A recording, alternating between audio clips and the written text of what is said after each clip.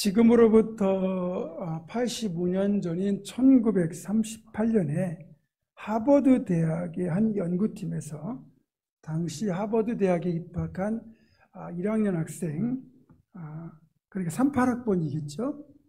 19살 학생 373명과 그 옆에 보스턴 시내의 빈민가에 거주하는 동갑내기 19살 똑같이 373명, 이렇게 총 746명을 모집해서 그들에게 이런 질문을 했습니다. 당신에게 무엇이 있으면 행복할까? 이 질문에 하버드 대생 또 빈민가 동갑내기 할 것 없이 80%가 넘는 응답자가 돈과 명예가 있으면 행복할 것 같다, 이렇게 응답을 했습니다. 이후 이 연구팀은 첫 설문 이후 75년 동안 계속해서 응답자들의 연락처를 지속적으로 추적했습니다. 그리고 75년의 세월이 흐른 2013년, 그때까지 생존해서 90대가 된 응답자들에게 다시 이런 질문을 했습니다. 무엇이 당신의 인생을 행복하게 했는가? 이들에게서 가장 많이 나온 대답이 뭔지 아십니까? 가장 많은 대답은 바로 좋은 관계였습니다. 돈과 명예가 있으면 행복할 것 같다고 생각했던 이들이 75년이라는 세월을 살다 보니 자신들의 행복을 좌우하는 것이 돈이나 명예가 아니라 다른 이들과의 좋은 관계였다고 고백한 겁니다. 이들과 우리도 크게 다르지 않을 겁니다. 우리 역시 돈이 있고 명예나 지위가 있으면 행복할 것이라고 생각하겠지만 결국 우리가 그토록 원하는 인생의 행복 역시 돈과 명예가 아닌 좋은 관계에서 온다는 사실입니다. 특히 우리는 신앙인이기 때문에 영적으로는 하나님과 좋은 관계가 이루어져야 되고 또 육적으로는 성도들과도 좋은 관계가 이루어져야 온전한 행복을 누릴 수 있습니다. 먼저 참고적으로 관계와 관련하여 우리가 알아둬야 될 4가지 관계가 있는데, 첫 번째가 나와 하나님과의 관계, 두 번째가 나와 이웃과의 관계, 세 번째가 나와 내 자신과의 관계, 마지막 4번째가 나와 피조물과의 관계, 이렇게 4가지가 관계가 존재합니다. 이 중에서 나와 내 자신과의 관계는 스스로를 소중히 여기는 자존감을 높일 필요가 있다는 것, 또 나와 피조물과의 관계는 생태계를 건강하게 회복시키고 유지하려는 노력이 필요하다는 정도로만 알아두셨으면 좋겠고요. 오늘은 하나님과의 좋은 관계, 또 이웃과의 좋은 관계가 얼마나 복된 것인지를 살펴보도록 하겠습니다. 오늘 설교 제목이기도 한 하나님께 가까이함이 내게 복이라 라는 이 고백은 아삽이라고 하는 시인이 인생의 노년에 깨닫게 된 최고의 통찰입니다. 시인은 하나님과의 좋은 관계, 즉 하나님과의 친밀함이 복이라고 고백하고 있는데요. 이 시편 73편의 전반적인 내용은 악인의 형통과 의인의 고난을 보고 마음의 갈등을 겪고 있던 시인이 끝내 의인과 악인의 결말이 어떻게 되는지를 깨달은 뒤 그가 최종적으로 이런 결론을 내린 겁니다.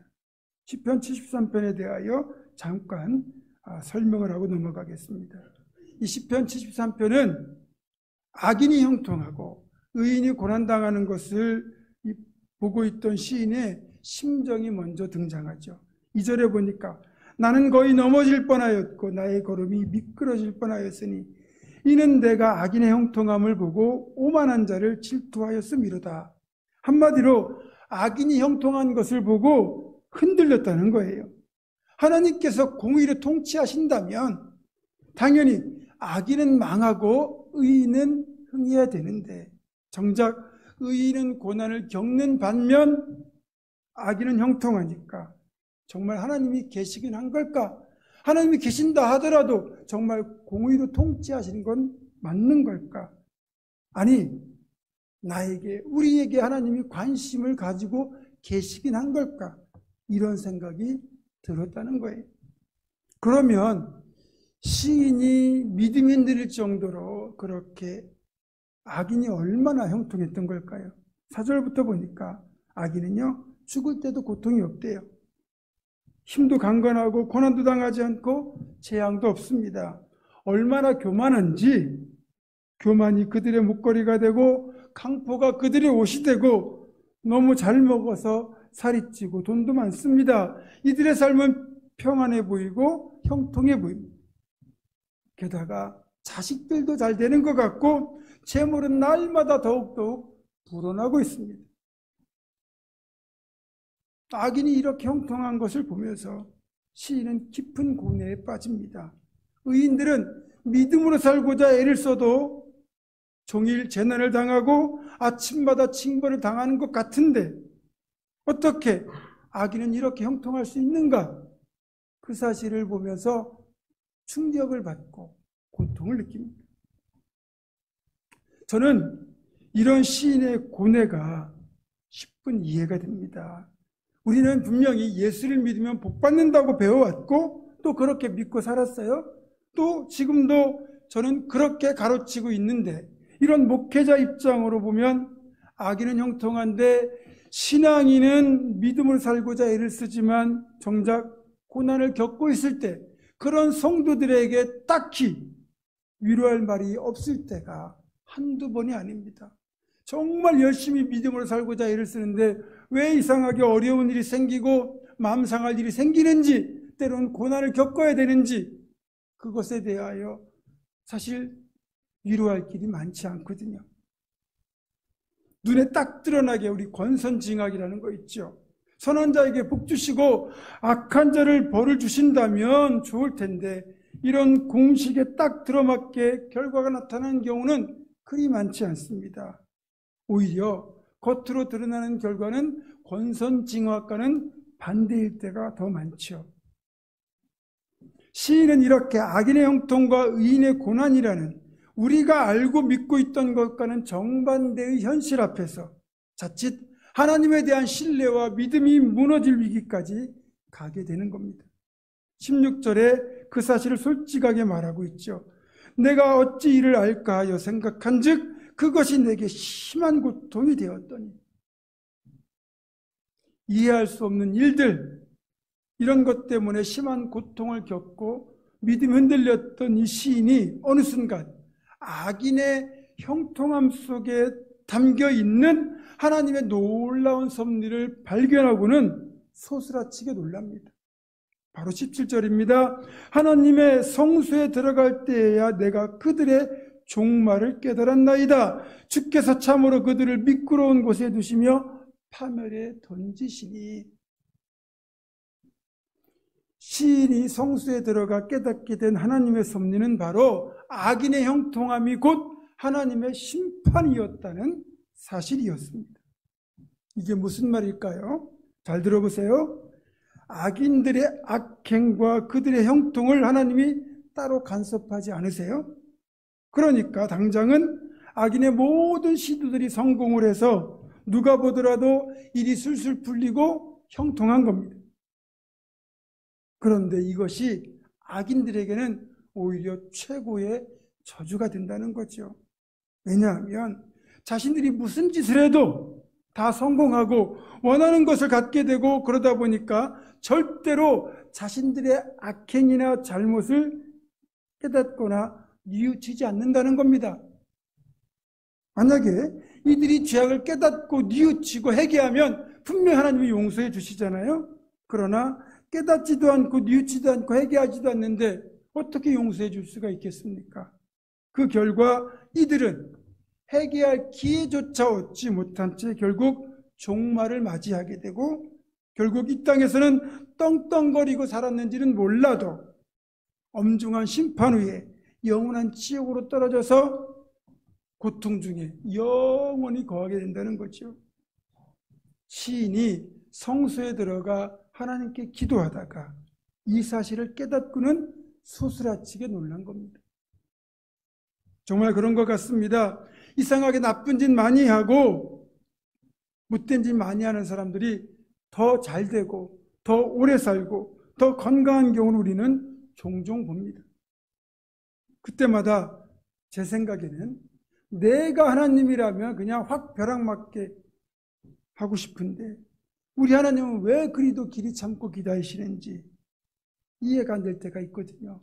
하지만 워낙 못된 사람이 끝까지 교만하도록 놔두시는 것이 이런 기가 막힌 심판으로 이어진다는 것을 이 시편을 통해서 우리는 깨달을 수 있습니다. 반대로 의인이 당하는 고난, 의인의 고난은 우리를 더 크게 쓰시기 위한 하나님의 훈련 과정의 일환일 수도 있고, 때론 의인이라고 하더라도 우리가 완벽할 수는 없잖아요. 온전할 수는 없잖아요. 그러면 우리도 잘못을 범해요. 죄를 지을 수 있습니다. 그러나 하나님이 우리를 자녀로 삼아주셨고 우리를 지극히 사랑하시니까 잘못된 길에서 깨닫고 돌이키도록 감당할 만한 징계를 주시는 거예요. 그러니까 이것이 훈련이든 징계이든 간에 여기에는 우리를 향한 하나님의 지극한 사랑이 들어있다는 겁니다. 이런 사실을 깨닫게 된 시인이 이제 이렇게 고백하죠. 자신이 무지한 짐승이라는 말로 하나님 앞에서 먼저 참회를 하고 이어서 겸손히 주님의 교훈으로 인도받기를 간구합니다. 그리고 고난 뒤에 있을 영광을 바라보면서 이런 찬송을 올립니다. 하늘에서는 주 외에 누가 내게 있으리요? 땅에서는 주밖에 내가 사모할이 없나이다. 하나님께 가까이함이 내게 복이라. 내가 주 여호와를 나의 피난처로 삼아 주의 모든 행적을 전파하리이다. 아멘. 그렇습니다. 하나님의 사랑, 하나님의 심판의 비밀을 알게 되면 하나님을 더욱 가까이 하게 됩니다. 그것이 나의 복이 되는 것을 알기 때문입니다. 그리고 절대로 세상으로 피난처 삼지 않고 사람으로 피난처 삼지 않고 오직 하나님만으로 자신의 피난처를 삼게 되는 겁니다. 그런 사람은 어떤 상황에서도 오직 하나님께 시선을 고정하고 하나님을 꼭 붙들고 하나님만 사랑하며 믿음으로 사는 그런 삶을 살게 되고 그 결과 신앙과 소망은 더욱 견고해집니다. 그렇다면 하나님을 가까이 한다는 것이 어떤 의미인지를 살펴보도록 하겠습니다. 하나님께 가까이 한다, 하나님을 가까이 한다는 건 하나님 꼭 우리 주님께 꼭 붙어 있어야 한다는 말입니다. 요한복음 15장에서 주님은 포도나무와 가지의 비유를 통해서 하나님께 가까이 함이 어떤 것인지를 가르쳐 주셨어요. 요한복음 15장 5절입니다. 나는 포도나무요 너희는 가지라. 그가 내 안에 내가 그 안에 거하면 사람이 열매를 많이 맺나니 나를 떠나서는 너희가 아무것도 할 수 없음이라.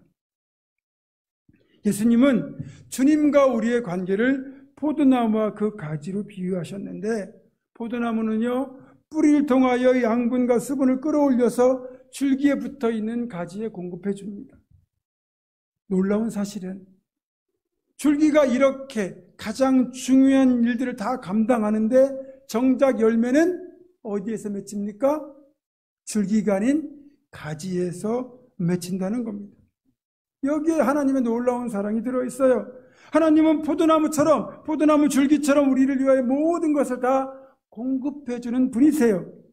그렇지만 그 열매의 복은 우리가 맺고 우리가 누리도록 배려하신다는 겁니다. 포도나무는요 열매가 전부라고 해도 과언이 아닙니다. 그런데 그런 복된 열매를 가지인 우리들이 맺도록 해주신다는 거예요. 하나님께 가까이함이 복인 이유가 여기에 있는 겁니다. 사실 열매를 맺기 위하여 가지가 하는 일은 거의 없습니다. 있다면 딱 한 가지, 그저 포도나무 줄기에 딱 붙어 있는 겁니다. 줄기에 붙어 있기만 하면 열매를 맺는 데 필요한 모든 것을 줄기가 알아서 공급해 줍니다. 사랑하는 성도 여러분, 여러분 삶에 풍성한 열매가 맺히기를 원하십니까? 그렇다면 포도나무가 되시고 원줄기가 되시는 우리 주님께 꼭 붙어 있으시기 바랍니다. 그러면 하나님께 가까이 함이 내게 복이라 라는 이 고백을 여러분도 동일하게 간증하게 될 것입니다. 그런데 간혹 자신이 포도나무 가지에 해당한다는 사실을 망각한 채 스스로 줄기처럼 살아가려고 하는 어리석은 이들이 있습니다. 이것이 얼마나 미련한 짓을 모르니까 그러는 건데, 보세요. 가지는 절대로 줄기가 될 수 없습니다. 스스로 수분과 양분을 얻을 수가 없습니다. 줄기에 붙어 있어야만 생명이 유지됩니다. 만약 가지가 이 사실을 망각하고 줄기에서 떨어지는 순간 어떤 일이 벌어지겠습니까? 금세 말라 죽게 됩니다. 그러니까 하나님께 가까이 하면 내게 복이 되지만 하나님과 멀어지는 것은 곧 망하는 길이라는 겁니다. 우리가 하나님과 가까이 하면 복이 되지만 하나님과 떨어지면 죽습니다. 절대로 떨어져서는 안 됩니다. 끝까지 주님께 붙어 있기를 주님의 이름으로 축원합니다. 이런 진리를 깨닫고 실천해서 진짜 복받은 사람들이 있어요.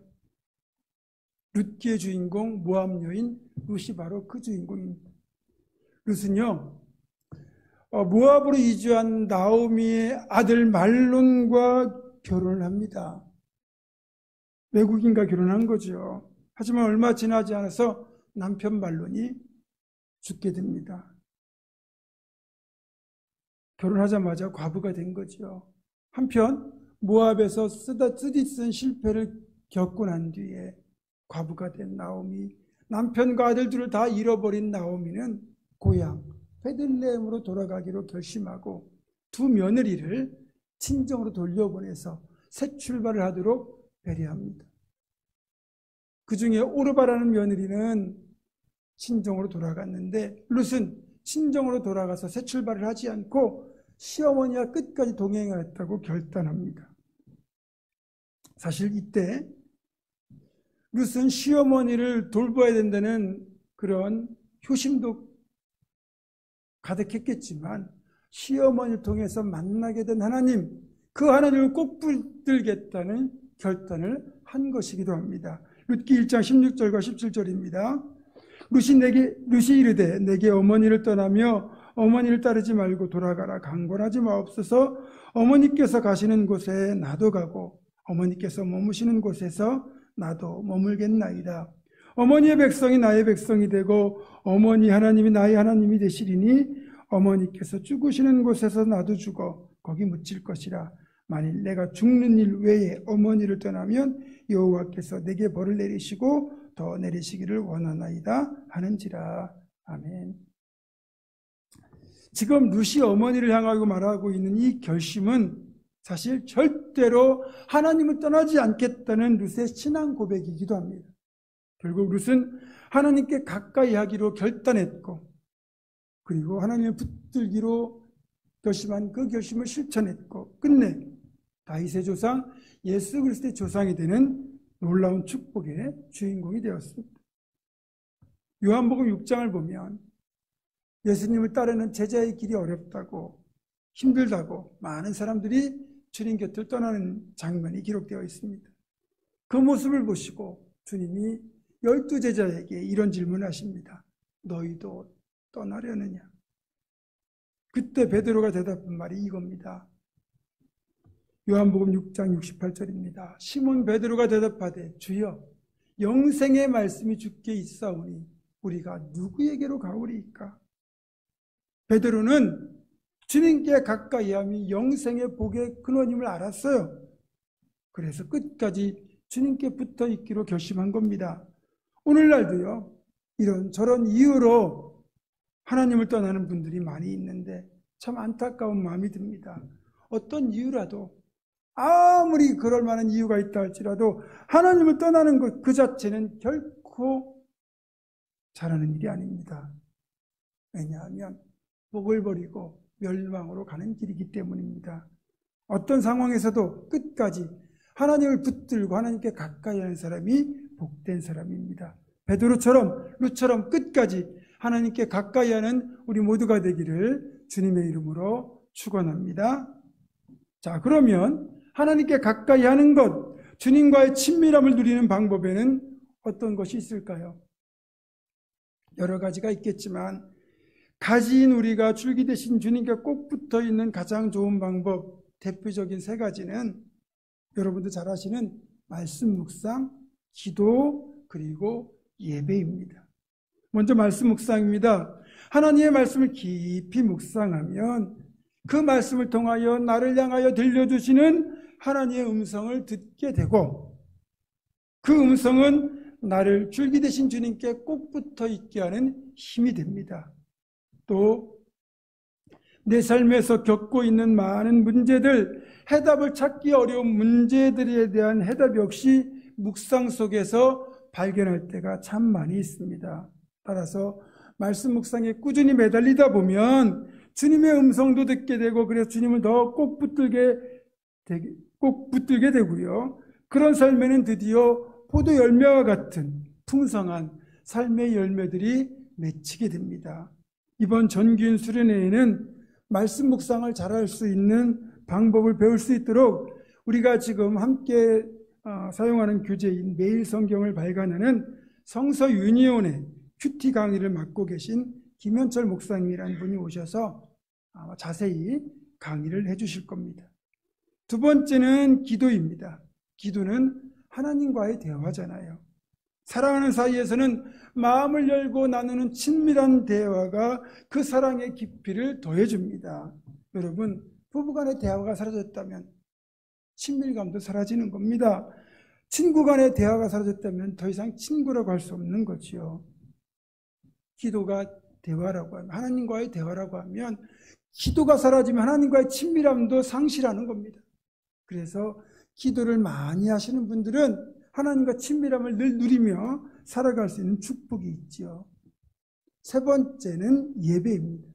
묵상과 기도와 예배, 이 셋 중에서 예배가 가장 중요한데, 예배는 말씀도 있고요, 기도도 있고요, 찬양도 들어있기 때문에 종합적으로 하나님의 임재를 경험하고 하나님과 가까이 하게 되고 친밀함을 깊이 할 수 있는 최고의 방법이자 최고의 시간입니다. 앞에 말씀 묵상이나 기도가 내가 조금 약하다고 해도, 부족하다고 해도 예배만이라도 온전히 집중하면 정말 많은 유익을 누릴 수 있고 하나님과 가까워지는 축복을 누릴 수 있습니다. 그래서 여러분이 하나님과 가까워지고 싶다면 말씀 묵상, 기도, 예배에 힘쓰셔야 됩니다. 마지막으로 짧게 성도 간의 친밀함이 주는 유익을 보겠습니다. 나와 이웃과의 관계 중에 우리 신앙인들에 해당되는 관계는 나와 다른 성도들과의 관계 아니겠습니까? 여러분, 성도 간의 친밀함이 우리의 신앙을 지키고 행복을 만드는 또 하나의 길이다. 이걸 알아야 돼요. 이웃사촌이라는 말도 있고요. 먼 친척보다 가까운 이웃이 낫다는 말도 있잖아요. 그만큼 성도 간의 친밀함은 웬만한 혈육보다 더 우리에게 큰 유익을 줍니다. 우리 교회 공동체는 성도들로 이루어진 공동체입니다. 즉 세상의 이해관계를 초월하여 오직 예수 그리스도를 믿는 믿음 하나로 이루어진 아주 특별한 공동체예요. 천국을 이 땅에서 경험할 수 있도록 하나님 이 땅에 베풀어 주신 두 개의 공동체가 있는데, 하나가 가정이고 하나가 교회입니다. 가정이 혈연으로 이루어진 공동체라면 교회는 믿음으로 이루어진 공동체입니다. 따라서 우리는 주 안에서 모두가 한 형제요 자매인 겁니다. 그래서 교회 가면 너무나 반가운 이들이 있고 나를 반겨주는 이들이 있고 조건 없이 사랑하고 조건 없이 좋아해주고 조건 없이 서로를 위해 기도해주고 서로를 섬겨주는 정말 복된 모임이 그렇게 이루어지는 겁니다. 성도 간의 친밀함이 그런 모임을 가능하게 만들고 그래서 우리를 행복하게 만들어줍니다. 이번 수련회 때 서로를 더 사랑할 수 있도록 더 잘 알도록 MBTI 검사와 레크리에이션 전문 강사를 모시고 진행하게 될 겁니다. 이번 전균 여름 수련회 준제는 주님과의 친밀함, 성도 간의 친밀함입니다. 제가 설교 초반에 말씀드린 것처럼 하나님과의 좋은 관계, 이웃과의 좋은 관계가 우리 인생의 진정한 행복의 비결임을 우리가 인정한다면 전교인 수련회야말로 인생의 건강한 행복을 향한 정말 복되고 좋은 기회입니다. 사랑하는 성도 여러분, 하나님을 가까이 하고 성도 간에 친밀해질 수 있는 복된 잔치가 준비되어 있습니다. 거두절미하고 만사 제쳐놓고 1박 2일의 전교수련회에 꼭 참가하십시오. 담임 목사가 이 정도로 부탁하면 웬만하면 참가해 주셔야 됩니다. 이번 주 금요일 전교인 수련회에서 뵙기를 바라면서 설교를 마치겠습니다. 기도하겠습니다. 우리와 늘 함께 하시는 참 좋으신 하나님, 우리 인생의 참된 행복의 비결이 하나님께 가까이 함을 기억하며 힘써 하나님께 꼭 붙어 살아가는 우리 모두가 되게 하여 주시옵소서. 예수 그리스도의 이름으로 기도드립니다. 아멘.